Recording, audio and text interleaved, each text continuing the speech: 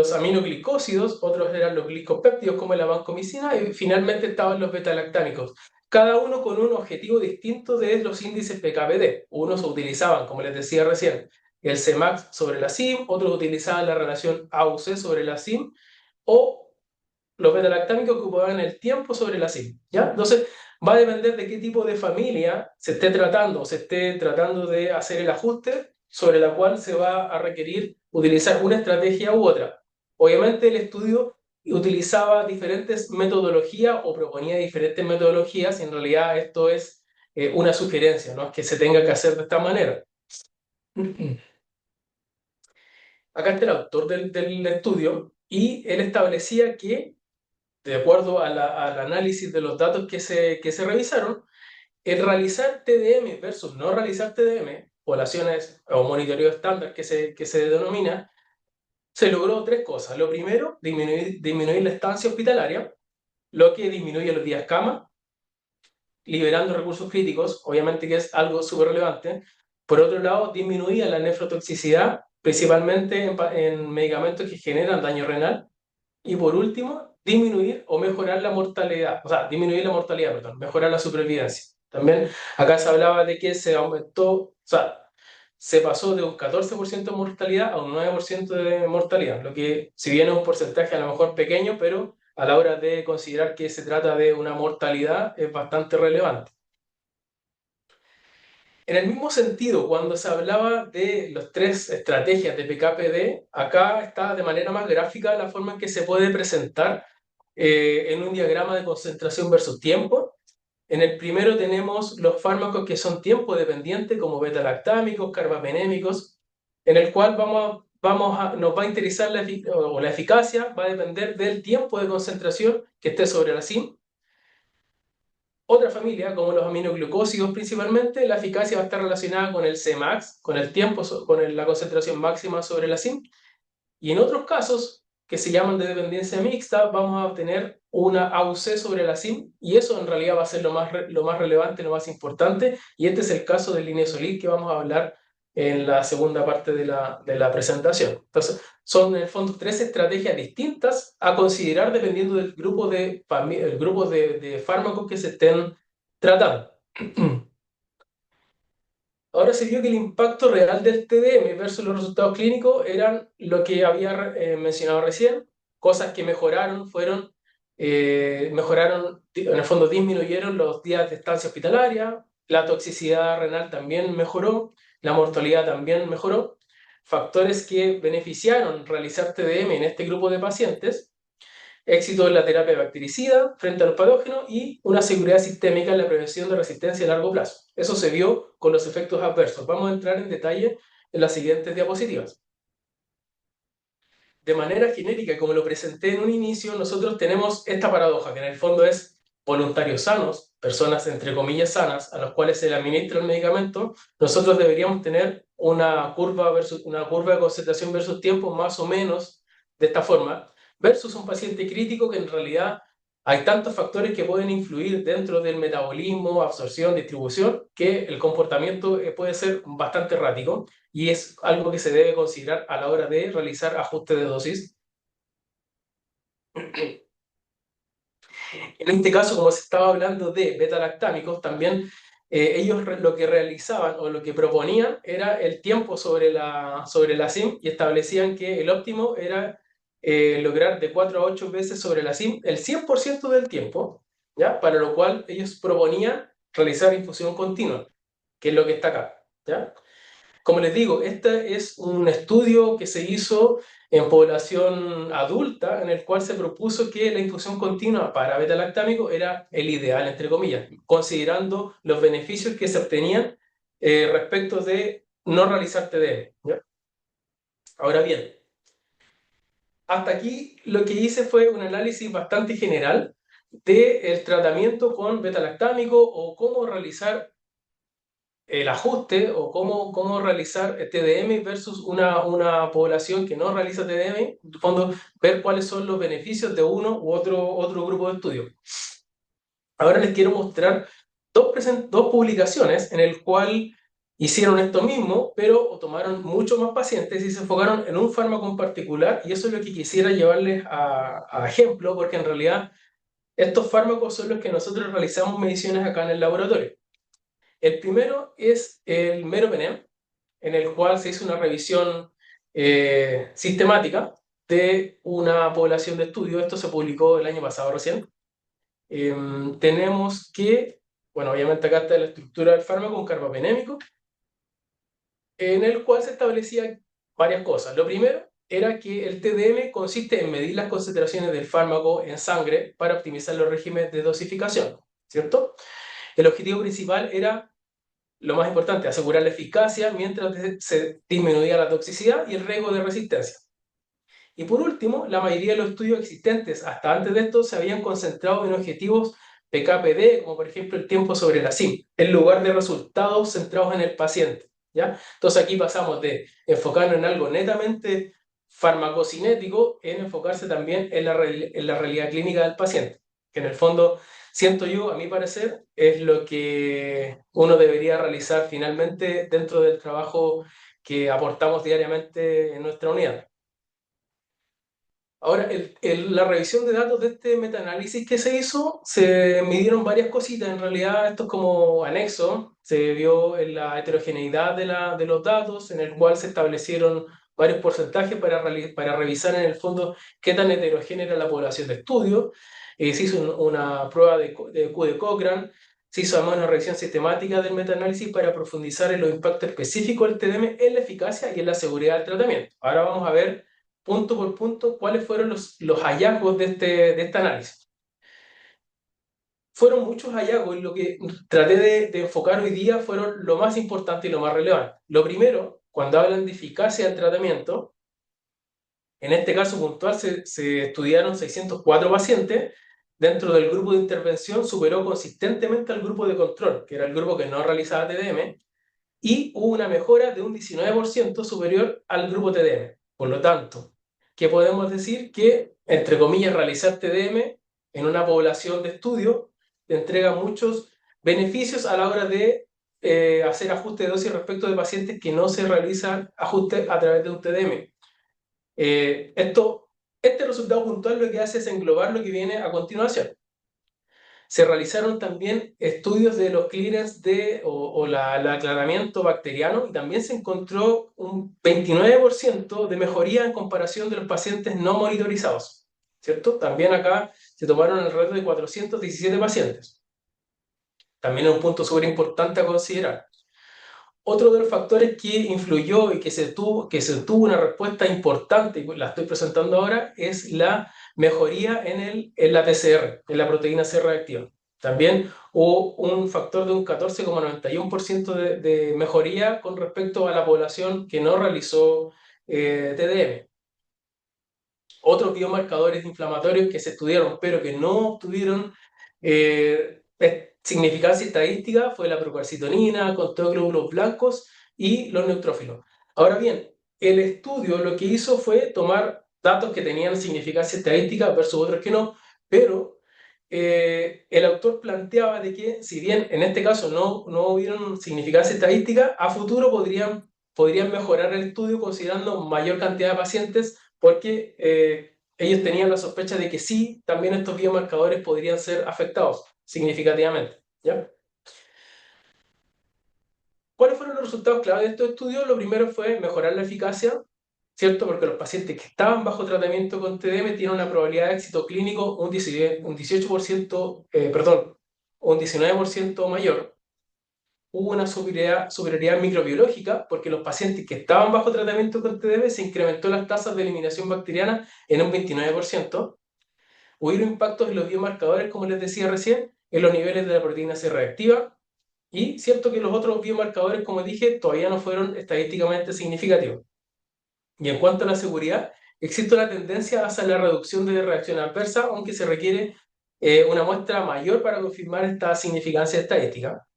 Y lo más importante, la relevancia clínica, es que el ajuste de dosis basado en TDM es fundamental para alcanzar los objetivos farmacocinéticos y farmacodinámicos, especialmente en pacientes críticos donde la función y el aclaramiento pueden variar drásticamente. Eso fue como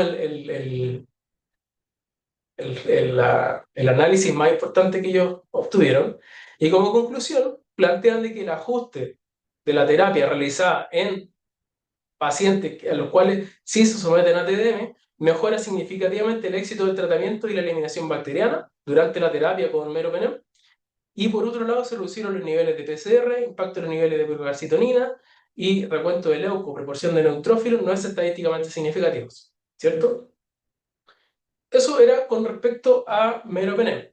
Ahora, traté de buscar la misma información para linezolid. La verdad es que como es un fármaco relativamente más nuevo, o sea, no es tan nuevo, pero en realidad el monitoreo se está realizando hace menos tiempo, eh, traté de mostrar algo similar. Ahora bien, este es una oxacilitinona, acá se ve la estructura química, no es un beta-lactámico como tal, bueno, el anterior tampoco, pero este es de otra familia, entonces a considerar que los resultados pueden ser distintos. Este fue un estudio también retrospectivo, pero de un solo análisis, de un solo centro, en el cual se incluyeron a 92 pacientes, en el cual se vio la exposición plasmática de los pacientes tratados a una dosis estándar de linezolid. Se utilizó el TDM de fármacos para evaluar si las concentraciones del medicamento alcanzaban niveles óptimos para eficacia clínica o si existía riesgo de toxicidad. Ya se vieron dos cosas, eficacia y toxicidad. El objetivo fue identificar la prevalencia del cumplimiento de los objetivos de la farmacodinámica y determinar la necesidad de los programas de TDM. Bueno, esto en realidad lo voy a tratar de avanzar porque en realidad el estudio se realizó en un software farmacocinético con predicción bayesiana. Entre paréntesis, nosotros acá en el laboratorio no contamos con software, realizamos ajustes o propuestas de ajuste a través de planillas Excel solamente. Esto es un estudio un poquito más completo. Los datos de administración intravenosa se ajustaron a un modelo monocompartimental estándar con una entrada de orden cero, ¿cierto? Y para administración oral se ajustaron a un modelo monocompartimental con absorción de primer orden y eliminación de primer orden. Y por último, los parámetros farmacodinámicos calculados fueron el clearance y el volumen de distribución, área bajo la curva, concentración plasmática relación de AUC versus tiempo. Se consideró solamente el AUC de 0 a 24 y se estimó utilizando parámetros farmacocinéticos. Ya, eso es súper importante a considerar porque eso se logra a través de un software de este tipo. Ahora, como les decía recién, se midieron umbrales de eficacia y de toxicidad. En cuanto a la eficacia, lo que se consideró fue concentraciones mínimas, semínimas sobre 2. Y la razón, AUC sobre la CIM mayor a 80. ¿Cierto? Este fue el umbral de evaluación para eficacia. Y en cuanto a toxicidad, que hablan de la sobreexposición al linezolid, se definen como un C mínimo mayor a 10, un AUC de 0 a 24 mayor a 400. Bueno, se hicieron los análisis estadísticos, etcétera, etcétera. Vamos a avanzar mejor. Y el resultado, uno de los resultados es este, en el cual se pudo determinar de manera muy relevante, en el cual se pudo demostrar que la concentración mínima o la concentración basal de linezolid se correlacionó directamente o linealmente con el AUC de 0 a 24. Algo que ellos buscaban demostrar y en realidad se demostró era justamente esto, que en el fondo podría en algún momento compararse o correlacionarse el AUC de 0,24 con el valor basal o C mínimo. Por otro lado, se establecieron tres grupos de pacientes en el cual el primero se obtuvieron C mínimos que le llamaban ellos pacientes quirúrgicos, tuvieron una media de 4,78. Otros fueron pacientes de UCI,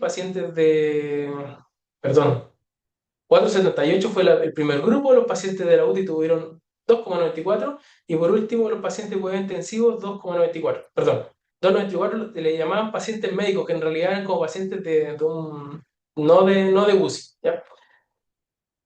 En cuanto a lo que respecta a las relaciones PK-PD, se documentó que la exposición farmacodinámica óptima en términos de una concentración mínima mayor a la CIM, el 71% de los casos se logró y se estimó que las relaciones AUC versus SIM eran mayor 80 hasta en un 61% de los 223 casos estudiados.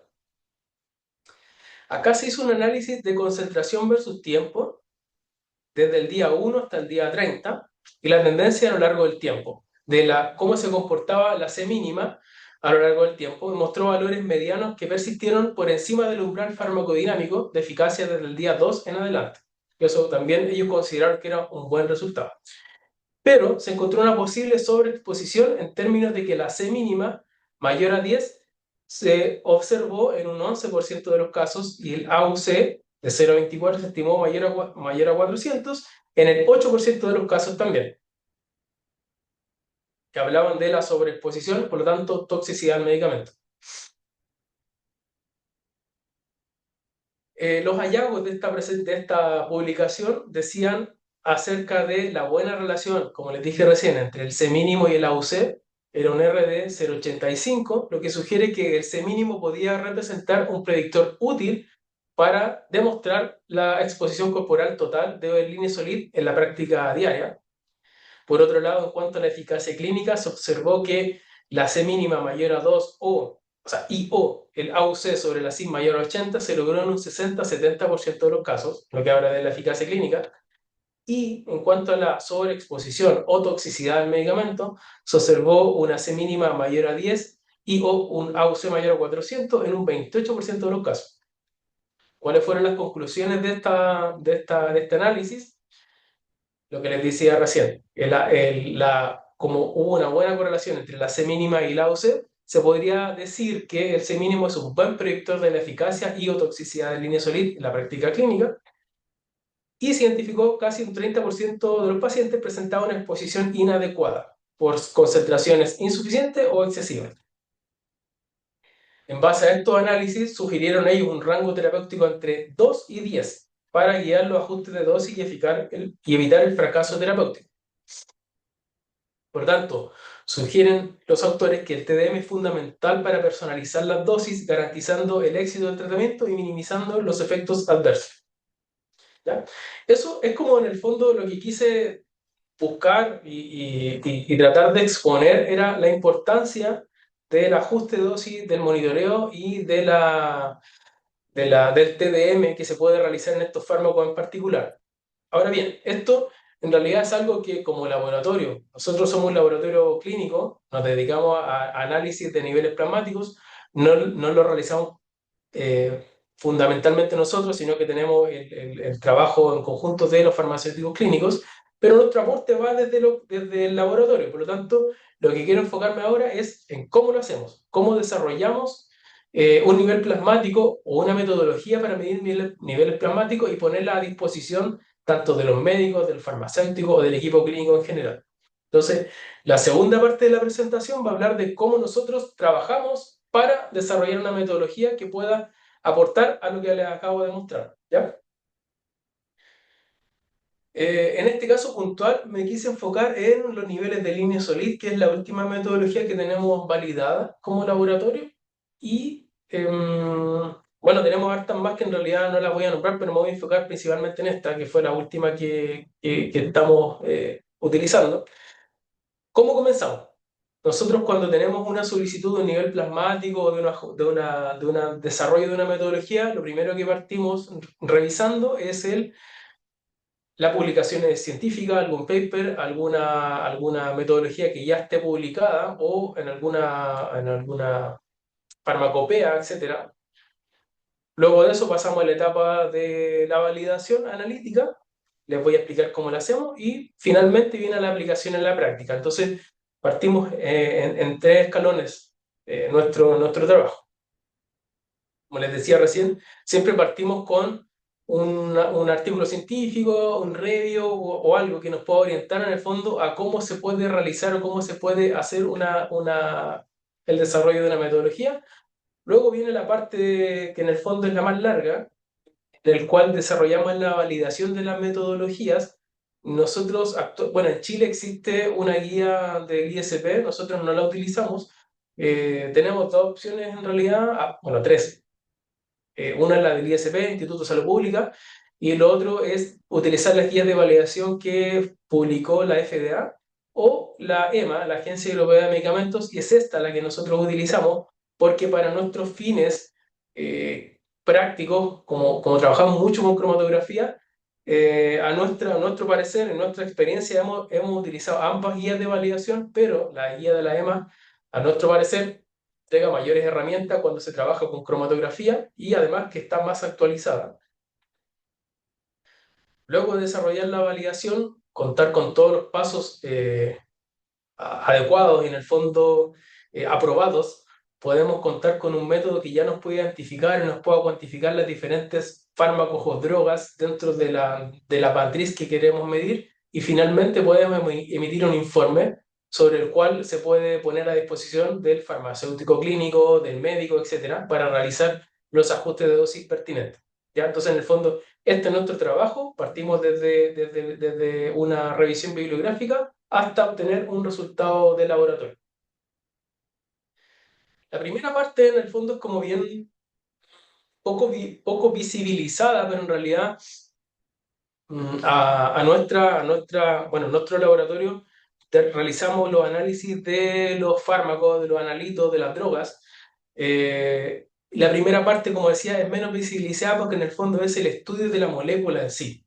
Lo primero que tenemos que saber, si es que nuestro equipo, nosotros tenemos cromatógrafos líquidos con detector ultravioleta, por lo tanto, nuestra primera pregunta que nos hacemos es, ¿el fármaco en sí, esta droga, esta molécula, puede medirse en el detector que nosotros tenemos? Si la respuesta es sí, procedemos con el estudio. Si la respuesta es no, vemos alguna posibilidad sobre la cual nosotros podríamos modificar estas moléculas para ser medibles y cuantificables en nuestros detectores. ¿Ya? Ese es como el primer análisis. ¿Ya? Y además, en este mismo sentido, nosotros realizamos el estudio de las moléculas para poder establecer o poder identificar el comportamiento que van a tener en el futuro dentro de la matriz y dentro de la metodología del laboratorio, ¿ya? Ver cómo se va a comportar, ¿ya? Nosotros lo que hacemos o a lo que nos enfocamos mayormente dentro de la rutina de nuestro laboratorio es a la cromatografía líquida de alta resolución, HPLC. Entonces, quisiera focalizarnos en esta área o en esta metodología que es la que a nosotros nos entrega mayor libertad para desarrollar metodologías nuevas. Es una técnica analítica para separar, identificar, cuantificar compuestos en una mezcla, ¿cierto? Utilizar una fase móvil líquida a alta presión y una columna de estas con fase estacionaria sólida, que en el fondo eso es a grandes rasgos. ¿Cuáles son las ventajas de utilizar cromatografía de alta resolución? Como dice el nombre, alta resolución y sensibilidad, cuantificar de manera precisa y reproducible, es compatible con muestras biológicas reales, amplia variedad de detectores y columnas. Y las desventajas, no las puse, pero en realidad las desventajas principales son el costo del equipamiento y contar con personal que esté capacitado en esto. Actualmente hay mucha más gente que está capacitado, pero en el ámbito del laboratorio clínico, al menos acá en Chile, todavía es algo limitado. Pero en realidad el costo es el principal limitante. Este es el cromatógrafo que tenemos nosotros en nuestro laboratorio, un cromatógrafo de una marca norteamericana. En realidad, marcas hay variadas, hay de todos los tipos, desde americanas, alemanas, coreanas e incluso marcas chinas, que también tienen lo suyo. Vamos a identificar siempre estos módulos o estas partes del equipamiento. Lo primero que uno habla siempre es de la fase móvil, que está acá arriba, principalmente está acá arriba. Incluye los filtros en línea, incluye los buffers, los solventes, agua, metanol, etc. Tenemos en segundo lugar la bomba. Lo que hace es controlar el flujo y la presión del solvente hacia la columna, hacia el sistema. En tercer lugar tenemos el inyector. Este caso puntual que tenemos nosotros en este laboratorio es inyector automático. También existen inyectores manuales sobre los cuales se puede trabajar también, un poco más demandante, pero trabajan de la misma forma. En cuarto lugar está la columna cromatográfica, que es donde ocurre la separación analítica. En este caso puntual, bueno, puse la columna que estamos utilizando para este fármaco en particular, que es Linezolid. Y finalmente está el detector, que es quien transforma la señal química en una señal eléctrica y es la que podemos visualizar nosotros dentro del cromatograma final. Ahora bien, bueno, esto no es una presentación de HPLC, pero en realidad también hacer notar de qué detectores hay variados y también va a depender de qué cosas queremos medir, qué detector es el que vamos a utilizar. Nosotros puntualmente, como trabajamos con drogas, con fármacos, el detector ultravioleta es aquel que nos entrega la mayor versatilidad y la mayor libertad de acción. Esto que se puede ver acá es un cromatograma en el cual tenemos en el eje Y la intensidad o absorbancia y en el eje X el tiempo en minutos y se pueden identificar estas marcas que son los tiempos de retención para un compuesto en particular, ¿cierto? Vamos a tener que considerar que las señales estén bien resueltas, bien separadas y lo que hace el equipo es cuantificar el área bajo la curva de este PIC en particular y esa área bajo la curva se puede extrapolar a una concentración o haciendo uso de una curva de concentración. Entonces, esto básicamente es lo que nosotros vamos a ver en el día a día. Como les dije recién, nuestras validaciones las realizamos a través de la Agencia Europea, de la guía de la Agencia Europea de Medicamentos, la versión 2023 es la que tenemos nosotros, pero el año pasado salió la guía del 2025, no la tenemos todavía. Pero en realidad los cambios son mínimos. ¿Qué es la validación? ¿Por qué se hace? Por esto, porque se debe demostrar que el método puede cuantificar, en este caso línea solid, de manera precisa, exacta, selectiva, en el rango clínico necesario. ¿De dónde partimos? ¿De dónde empezamos a medir? ¿Contra qué nos comparamos? Nosotros nos comparamos siempre con un estándar de referencia que es la droga pura. El estándar de referencia es la droga pura, el fármaco, que se puede, de hecho, hay que comprarlo de manera comercial, el cual nos asegura un grado farmacéutico o analítico de una pureza conocida, principalmente de lo deseable es mayor al 98-99%, ¿cierto? Debe ser de alta pureza, contar con su certificado de documentación de calidad, en el cual nos incluye la pureza, el contenido residual de otros solventes, las formas de almacenamiento, etcétera. Y finalmente nos entrega las condiciones de almacenamiento, ¿ya? Con este estándar de referencia nosotros partimos el trabajo y en el fondo hacer nuestro punto de comparación para después cuantificar las muestras de nuestros pacientes. ¿Cuáles son las pruebas que realiza esta guía o que propone esta guía? Son varias. Yo voy a mostrar las principales y las últimas las resumí solamente. La selectividad, que es la capacidad del método para diferenciar y medir un analito en presencia de posibles sustancias interferentes, es la matriz biológica en un blanco. Ya la matriz biológica nosotros siempre trabajamos, en nuestro caso particular, con plasma. Debe comprobarse utilizando muestras. Esto es lo que propone la guía, por si acaso, está copiado textual. Debe utilizarse muestras blancas de al menos 6 individuos o lotes diferentes, 6 individuos distintos. Verificar interferencias endógenas como proteínas, lípidos, bilirrubina, hemoglobina, etc. Se debe realizar un blanco más un estándar interno. El estándar interno es una droga que se agrega, fármaco que se agrega que no debe estar tomando el paciente y lo que hace es agregarse de manera continua y constante a una misma concentración para finalmente establecer una razón de áreas versus área del estándar versus área del analito que estamos midiendo para poder minimizar las posibles pérdidas durante el proceso de extracción de la muestra, ¿ya? Entonces se debe agregar siempre la misma concentración. Y el tiempo de retención de este fármaco, que es el Linezolid, no debe existir en el tiempo de retención del analito, no debe existir ningún pic significativo que pudiera intervenir o interferir, ¿cierto? Acá están, bueno, en realidad estas son las pruebas que se hicieron. En cuanto a selectividad, se midieron varios pacientes en el cuales, en el fondo lo que nos interesaba saber era que en el tiempo 2,9, que es donde debería estar el Linezolid, no tuviéramos ninguna señal. En realidad se logró en los 6 pacientes que se probaron. Hicimos duplicados, los pacientes los tratamos como tal y además le pusimos el estándar interno que está acá marcado en verde. ¿Ya? En el fondo teníamos que saber que no había interferencia ni para el estándar interno ni para el fármaco Linezolid. En cuanto a la especificidad, es la capacidad del método para identificar inequívocamente este analito en presencia de otros componentes que podrían estar presentes en la muestra. ¿Cuáles son los criterios que se deben cumplir? Que el PIC del analito sea único y bien resuelto, o sea, que tenga una buena señal, que no tenga ningún interferente entre medio. Debe tener una separación suficiente respecto de otros PIC cromatográficos, o sea, que no estén mezclados entre sí, y debe aparecer siempre al mismo tiempo de retención. O sea, si yo dije que aparecían 2,9, por ejemplo, siempre tiene que aparecer en 2,9. Y que otros metabolitos o compuestos que sean estructuralmente similares no generen confusión, especialmente en medicamentos con absorción ultravioleta en la misma región.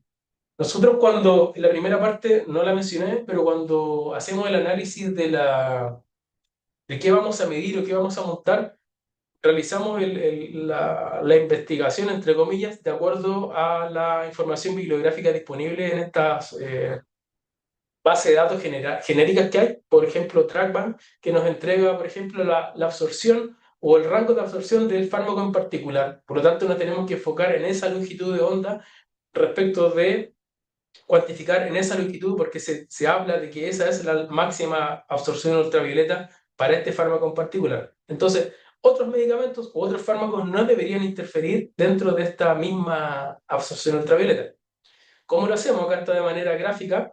Se trataron muestras que no tenían el fármaco, una muestra que sí se le agregó y un blanco, todas en duplicado con estándar interno y sin estándar interno. Acá están las señales de un blanco, que no hay ninguna señal. Acá una muestra también que no tenía línea solid, acá también se agregó el estándar interno, etc. En el fondo pudimos determinar que no teníamos interferentes entre sí y que los muestras blancos en realidad eran blancos y no teníamos ningún interferente en la longitud de onda que estábamos trabajando, que en este caso es 254 nanómetros. Otra de las pruebas que pide esta guía se llama la prueba de calibración o la curva de calibración, que es la relación entre la respuesta del instrumento, o sea, el área del PIC cromatográfico, y la concentración conocida del analito. ¿Por qué concentración conocida? Porque nosotros la elaboramos a partir de una droga pura, un estándar de alta pureza. Por lo tanto, podemos con una certeza muy alta asumir que esa es la concentración de un calibrador en particular. ¿Qué debemos incluir? Debemos incluir un blanco, que sea un plasma que no tenga analito, otra muestra que se llama cero, que es el mismo plasma pero con el estándar interno, y finalmente 6 concentraciones conocidas del fármaco. Nosotros lo que hacemos es primero investigar alrededor de cuánto está el rango terapéutico para este fármaco en particular.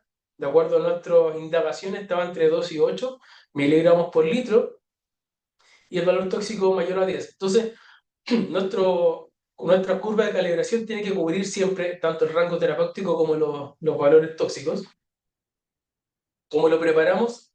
Como les mostré en la primera imagen, el estándar de referencia se diluyó en solvente que sea lo más soluble. Para este caso particular, utilizamos una mezcla de metanol-agua para lograr una concentración concentrada que nosotros le llamamos solución madre, sobre la cual lo vamos a diluir y vamos a obtener diferentes concentraciones a partir de una dilución con plasma libre del fármaco, y nos va a dar origen a una curva de calibración, ¿cierto? Así elaboramos nuestras curvas. Ahora bien, súper importante considerar que para este fármaco en particular no existen calibradores comerciales que podamos comprar, al menos para esta metodología no están, o al menos es lo que nosotros pudimos estudiar, no encontramos calibradores comerciales para esto, por lo tanto los preparamos nosotros. Ahora bien, existen dos empresas en el mercado que fabrican calibradores y controles para HPLC, pero todavía Linesolid no está dentro de la gama de sus productos que tienen a la venta. Sí, otros antibióticos están, ¿ya? Por lo tanto, nosotros elaboramos nuestros calibradores a partir de plasma libre de fármaco y lo vamos diluyendo en estas concentraciones. El proceso de extracción es bastante simple, es una extracción líquido-líquido, no tenemos métodos automatizados para esto, es 100% manual.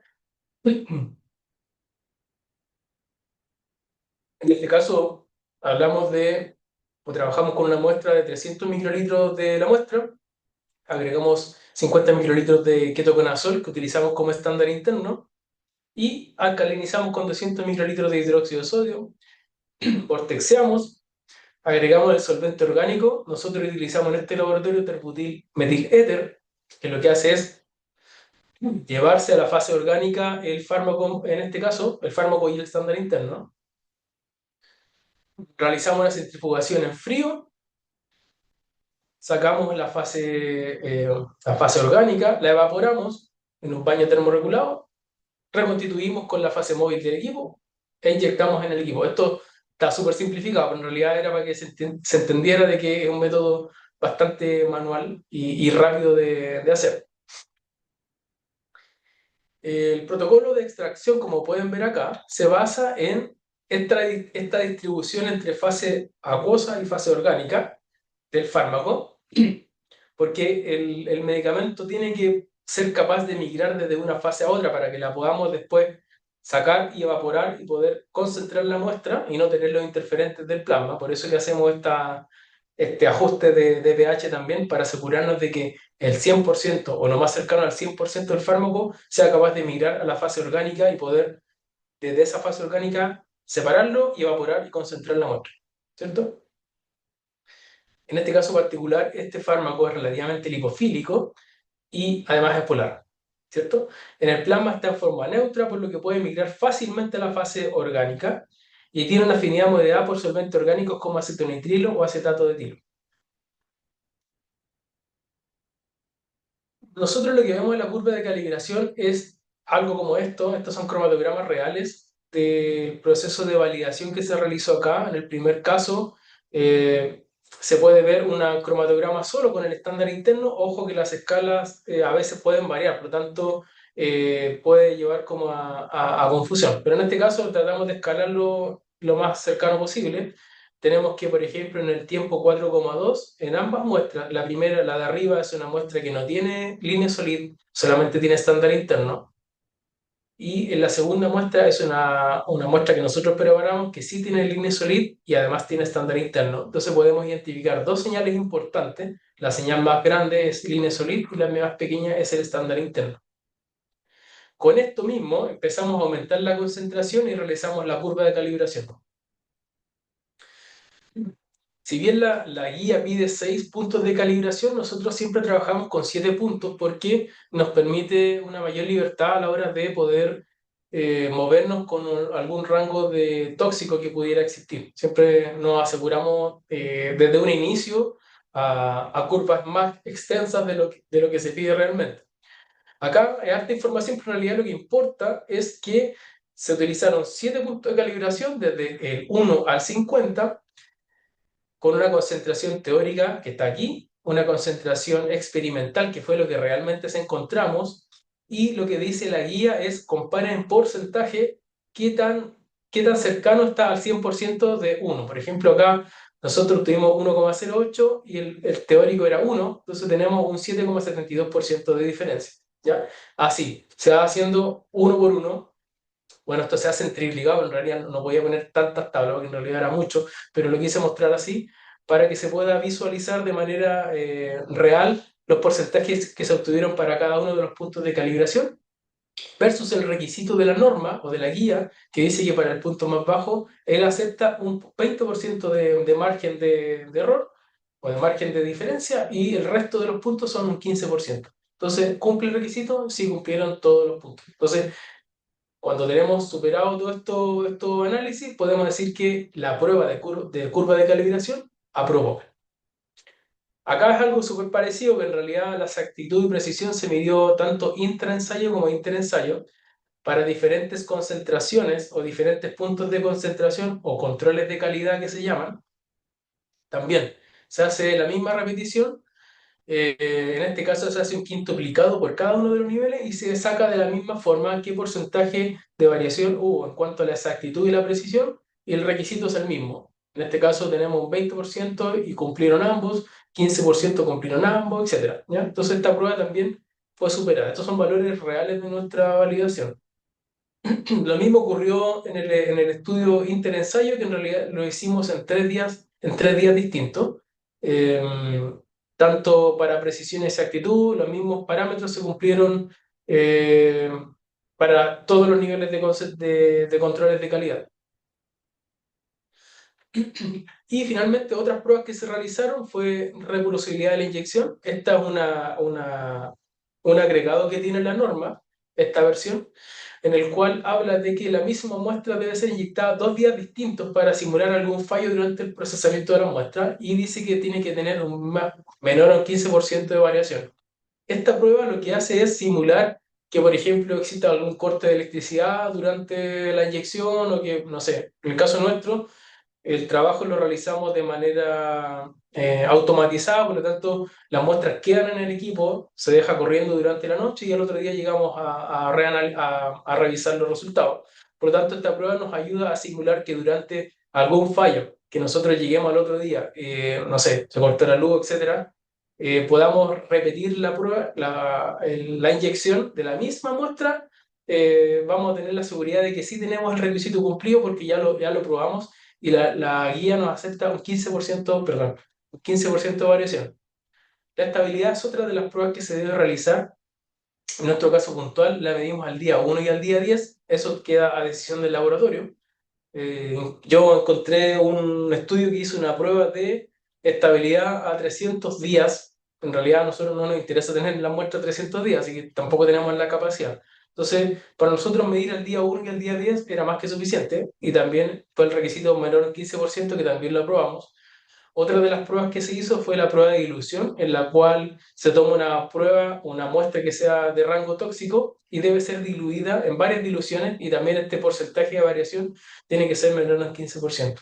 Y finalmente, otra de las pruebas que agregó esta guía fue el efecto matriz, en el cual le pide al operador que realice estas mismas pruebas en muestras lipémicas, ictéricas y hemolizadas, y también el porcentaje tiene que ser menor al 15% de variación. Todas estas pruebas también las realizamos y fueron aprobadas exitosamente. ¿Cuál fue la conclusión de la validación? Que a partir de los resultados que se obtuvieron, siguiendo los criterios descritos por esta guía, concluye que el método desarrollado cumple los criterios de una validación de método analítico para cuantificar los niveles de linezolid en plasma humano.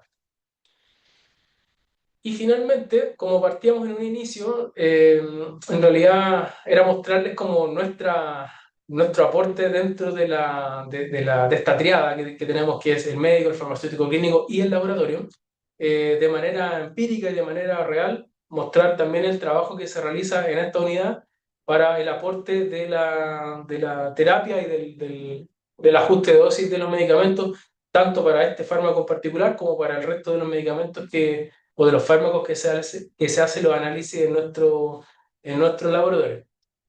Eso es lo que le quería presentar hoy día a Gabriela. Le voy a dejar acá mi correo, si es que tienen alguna duda o me pueden escribir también directamente, ahí está también.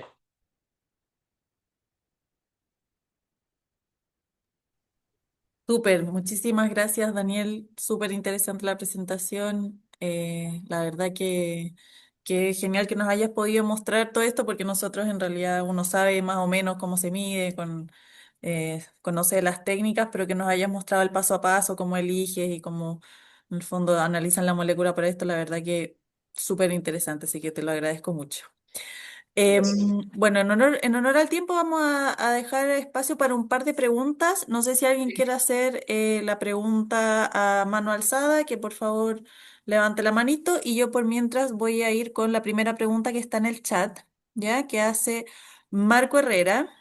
Creo que el segundo trabajo sí lo mencionaba, pero el primero no estoy segura. Los estudios que se están presentando corresponden a niños adultos y si son pacientes normales o pacientes con quemadura, obesidad, daño renal o hepático. Si no me equivoco, el segundo que nos presentaste hacían como una disquisición entre pacientes UCI, pacientes Sí, como pero eran médicos, ¿no? Pero el primero creo que él pregunta por el primero. por los trabajos en general, pone. Ah, no, no eran de niños, eran pacientes adultos, todos adultos. Perfecto. Sí. Súper. Y solamente hay uno, el que dices tú, es el que subdividía los grupos de pacientes. ¿No? El, Claro, rest- el otro no hizo subdivisión. ya. Trató como un todo. Y también adultos en el fondo. Sí, adulto. Sí. Ya, perfecto. La segunda pregunta también de Marco habla, usando HPLC, ¿cuánto tiempo se invierte en la obtención del valor plasmático del Inesolid? ¿Cuánto se demora más o menos? Ahora, mira, el análisis en sí, yo creo que desde que sí, empezamos a extraer la muestra hasta que se inyecta, debe ser alrededor de 1, 2 horas, ¿ya? Pero ahora hay que considerar que se pasan controles, se calibra, etcétera. Entonces, en realidad, nosotros tenemos tiempos un poquito más holgados. No sé si a eso se refiere con la pregunta, lo que nos demoramos en procesar una muestra o lo que nos demoramos en el proceso de la validación, que ahí ya estamos hablando de varios meses. No, yo me imagino que en la muestra, porque se entiende que la validación Sí. es No, larga. la muestra se puede hacer relativa, yo creo con unas 2 horas, un tiempo razonable para considerar el tiempo que se enciende el equipo, se ambienta la columna, se cargan los solventes, se hace la extracción y se inyecta, 2 horas, máximo tres. Y en tu caso, ahí en el Calvo, ¿cómo hacen? ¿Hacen como la especie de juntar muestras que hablamos como para tener un N o lo hacen en la medida que van llegando, lo hacen cada vez? No, nosotros tenemos, bueno, actualmente tenemos dos cromatógrafos y los tenemos. La desventaja de este equipo es que solo puede medir un analito a la vez, o sea, una metodología a la vez. No es como un equipo automatizado que podemos cargarle varios exámenes, acá no. Por lo tanto, tenemos subdivididos los equipos, los dos cromatógrafos, el uno y el 2, para medir un fármaco cada uno de manera simultánea. Por lo tanto, no podemos permitirnos procesar todos los días todos los fármacos. Entonces, tenemos como días de procesamiento. Por lo general, la mayoría de los análisis los realizamos 2 veces por semana. Ya, Tenemos como un tiempo de entrega de 72 horas hábiles. perfecto. ¿Y las columnas que usan en ese caso, qué tan como comillas versátiles son o tienen que hacer los cambios para cada analista? Cada metodología tiene su columna en particular. Perfecto, No se pueden mezclar las columnas para diferentes metodologías. perfecto. Tengo una pregunta y una manito alzada de la Ceci Tapia. A ver si te puedo activar el audio. Vamos. Ahí sí. Hola, hoy Daniel, excelente tu presentación, me encantó, porque aparte tú eres QF, o sea, químico farmacéutico y tienes la experiencia también como con las dosis, lo que pasa in vivo y eso mezclado con el trabajo de laboratorio lo encuentro súper interesante. Yo te quería hacer una pregunta que me surge la duda en los comités, sobre todo de IAS y de PROA. eh, Se comenta el tema de la profilaxis que uno da con cefazolina previo a una cirugía, ¿cierto? Entonces, los tiempos como mínimos que te piden para que el medicamento circule y tenga una acción antimicrobiana es de media hora a 1 hora. Pero hay un grupo como de clínicos que, bueno, tú sabes que el tema de pabellón es como rápido, que han estudiado el tema y yo miré que había un grafiquito que tú mostrabas la administración en bolo. En bolo está como había una que era de que tú hacías una infusión prolongada o la infusión permanente. Entonces, pensando en este tema de los bolos, ellos argumentan que hay cierta evidencia que al aplicar un bolo como más alto de cefazolina, tú podrías hacer la incisión antes de los 30 minutos. Entonces, en todas las guías de nosotros sale que son al menos media hora para poder empezar la incisión. Entonces, ¿qué opinas tú? Porque igual hay como un debate que se produce entre como la gente que es como más del área de IAS con anestesiólogos o con, en el fondo, traumatólogos que han visto evidencia de que podrías poner un bolo rápido y hacer la cirugía antes para optimizar el tiempo. ¿Cuál es tu opinión en Y relación a eso? ahora, en realidad, bueno, yo me dedico al laboratorio netamente. El resto es parte de la formación que tengo como UF. Ahora bien, dentro del análisis que se tiene que realizar, a mi parecer, desconozco la guía que me estás comentando, pero nosotros siempre planteamos el concepto de vida media. Entonces, en este caso puntual, el ajuste debería de realizarse siempre post haber cumplido las 5 vidas medias o 4 vidas medias, que en el fondo es lo que se establece, que en el fondo debería ser alrededor de 10 horas. Entonces, Mm, antes de eso, realizar un ajuste, yo no sé si sea Es que realmente beneficioso. Claro, no es que se habla solo de la profilaxis cuando hay cirugías que son sucias, por ejemplo, tú das una profilaxis que das una dosis nomás de cefazolina, Ah, que ya. son generalmente son 2 gramos. Entonces, viendo la circulación, independientemente de la medición, esto me salió un poquito del tema, pero era como una opinión. ¿Qué opinas tú? Porque si tú la suministras en bolo, por ejemplo, comparado con darla, o sea, en un bolo me refiero a que es una dosis más alta, a lo mejor no entiendo muy bien ese concepto, pero y puedes hacer la incisión antes de media hora. Pero la verdad que no me queda tan claro a mí tampoco, pero es un argumento que dan para no cumplir a veces ese tiempo que es necesario de acuerdo a las guías que son como Y prequirúrgicas. Pero era eso, una pregunta por si sabías. no, la verdad es que, mira, debería, tendría que revisarlo, porque en realidad desconozco el caso puntual de cefazolina. Ahora estaba buscando lo que me estás diciendo y no encuentro la guía esa. Claro, es que ahora sacó el grupo de PROA como nacional, sacó una guía de apoyo, o sea, de apoyo en el fondo a los procedimientos quirúrgicos. O sea, y vienen como todas las profilaxis previo a un procedimiento quirúrgico. Mm. Entonces salió hace poquito esa guía y siempre como en la parte como quirúrgica, ellos tratan de operar lo antes posible, pero como yo vi que la verdad que con la cefazolina por lo menos debiera haber un área bajo la curva, o sea, de circulación, evitaría infecciones derivaoperatorias si por lo menos dando la profilaxis se alcanza un nivel ideal para que la bacteria no prolifere y matarla antes que empiece a proliferar y produzca una infección. Lo más lógico es lo que dices tú, que en el fondo habría que asegurar una absorción y una distribución más completa a través de un área bajo la curva como tal, como Claro, eh, que cubra todo el rango. claro, súper. Perdón que me salí, pero pensé No, está bien. pero algo No, ¿cómo se llama? Que se comenta, sobre todo con esos plazos que los tratan de acortar, pero de repente a lo mejor la droga no ya, alcanza el plasmático deseado para evitar que se produzca una infección. sí, sí, de hecho sí. No, no encuentro la guía. Perfecto, Ceci. Bueno, muchas gracias por la pregunta, independiente que se haya salido un poquito, pero aprovechando que está el QF aquí. Sí. Em, bueno, en honor al tiempo vamos a ir finalizando la reunión.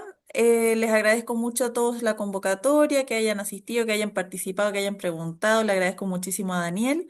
Y desde ya los dejo invitados para la próxima reunión en mayo. Como siempre vamos a estar mandando los recordatorios por mail.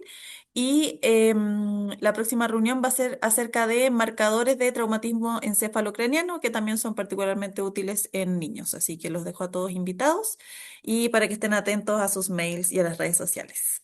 Muchas gracias.